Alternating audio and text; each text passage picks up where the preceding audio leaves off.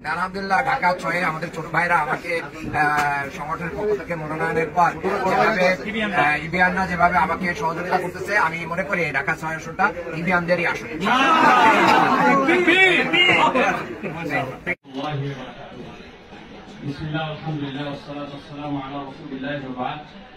আমার সম্মানিত অ্যালামনাই যারা এসেছেন, বিশ্ববিদ্যালয়ের সকলকে আন্তরিক শুভেচ্ছা জানাচ্ছি। আমি মূল কথা যেটা বলতে চাই সেটি হচ্ছে যে এখানে আমরা এসেছি কিছু দিনই নাসিহা যদি না নিয়ে যায় তাহলে এই আশাটা কেবলমাত্র আশা হবে, দেখা হবে, কিন্তু ইবাদতে পরিবেশিত হতে হলে কিছু নাসিহা লাগবে।